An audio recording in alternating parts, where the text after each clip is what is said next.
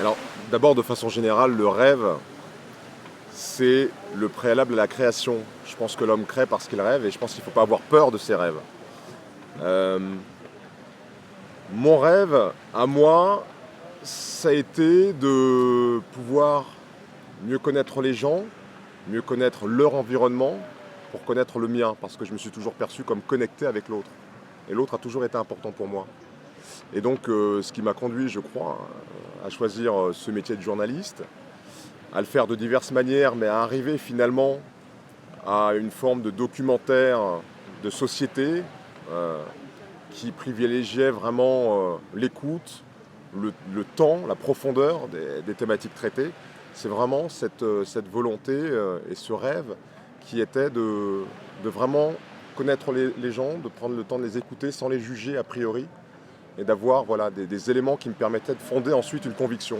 Mais d'abord l'écoute, d'abord le partage. Il y a une inspiration, c'est sûr, mais je ne crois pas qu'elle soit incarnée en une personne. J'ai de nombreux modèles parce qu'il y a tellement de gens sur cette planète à qui accorder du crédit pour ce qu'ils ont fait, qui ont tracé des voies qu'il faut essayer de suivre et qui même effectivement, même si on ne se juge pas ni à la hauteur ni dans des positions qui nous permettent de suivre ces voies-là, mais simplement s'en inspirer dans notre vie quotidienne, s'inspirer des valeurs qui ont guidé ces gens-là, pour nous-mêmes tracer notre voie. Que je dirais que voilà mon inspiration, moi je la puise évidemment chez de grands personnages voilà, qui ont marqué l'histoire, la société. Je citerai Nelson Mandela, je citerai Aimé Césaire que j'ai eu la chance de rencontrer et d'interviewer, ce qui a été un des grands moments de ma carrière. Mais je la puise aussi chez des gens lambda que je rencontre, avec qui j'échange.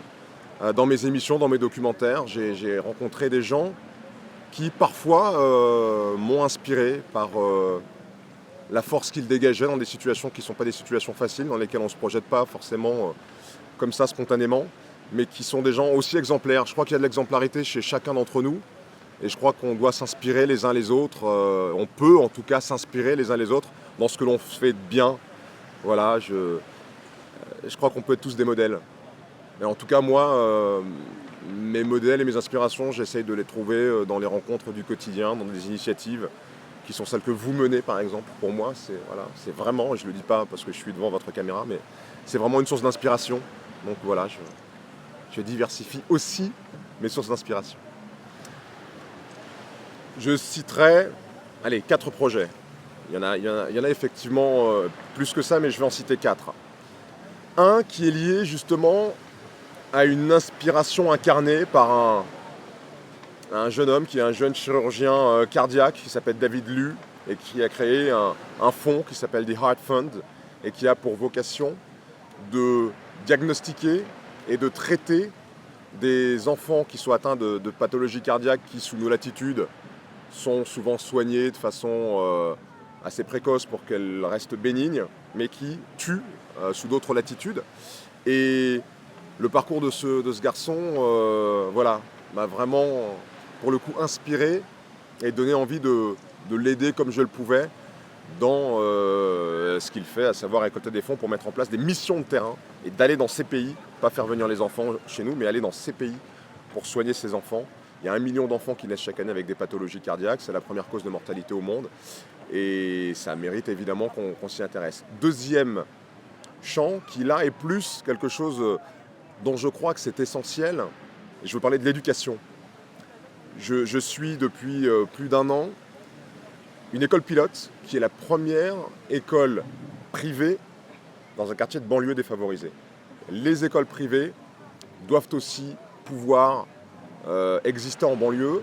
Il y a cette opération pilote à Montfermeil avec des parents qui sont prêts, même s'ils n'ont pas beaucoup de moyens, à payer pour que leurs enfants soient bien pris en charge, pour qu'ils soient écoutés, pour que l'enseignement soit fait de façon un peu plus individualisée, pour leur donner goût à l'école, pour leur donner goût à l'apprentissage. Et ça marche vraiment très bien. Ils sont en train d'essayer de viraliser ce modèle. Et je les soutiens. Je suis le parrain de cette école qui s'appelle le cours Alexandre Dumas. Et voilà, ça c'est une autre action. Troisième action, qui est engagée par une femme incroyable. Une femme qui a très bien réussi dans la vie, qui a d'énormes moyens, et qui a été confrontée à la maladie, au cancer, et qui s'en est sortie. Mais cette épreuve, elle n'en est pas sortie seule. Elle en est sortie avec la conviction qu'il fallait aider les personnes qui sont malades du cancer à être mieux à l'hôpital, à être mieux dans les traitements. Elle a donc créé une fondation qui s'appelle la Fondation Mimi et qui prodigue des soins qui ne sont pas du tout secondaires, contrairement à ce qu'on pourrait croire, mais des soins d'esthétique pour des femmes qui, avec les traitements, perdent leur pilosité, leurs cheveux, ne sont pas très bien dans leur corps. Donc il y a des massages, il y a des soins esthétiques, il y a aussi une prise en charge psychologique, donc des entretiens avec des psychologues pendant le traitement, donc dans le cadre de l'hôpital. Et c'est aussi une action que je soutiens. Je participe très prochainement à un jeu télévisé en France au nom de cette Fondation Mimi. Et puis enfin, je gardais peut-être le meilleur pour la fin.